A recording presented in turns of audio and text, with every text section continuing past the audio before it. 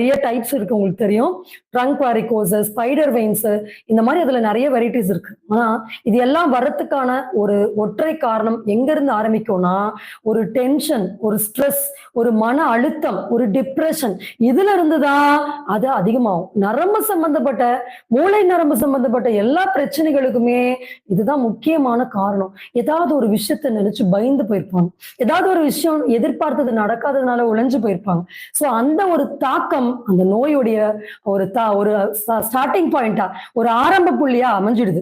அதுக்கப்புறமும் அந்த மனம் அமைதியாகாம தொடர்ந்து அவங்க அழுத்தம் கொடுக்க கொடுக்க, ஏன்னா ஒரு பக்கம் வேலை செஞ்சே ஆகணும், குடும்பத்தை காப்பாத்தி ஆகணும், இன்னொரு பக்கம் ஆபீஸ் டென்ஷன், ஒரு பக்கம் ஃபேமிலி டென்ஷன், இன்னொரு பக்கம் ரிலேஷன்ஷிப் ப்ராப்ளம்ஸ், இந்த மாதிரி சுத்தி சுத்தி எல்லா வகையிலயும் அந்த மன அழுத்தம் அப்படின்றது அதிகமாகும் போது நோய் அதிகமாகுது.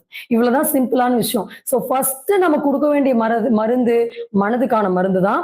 சோ நம்ம அதெல்லாம் என்ன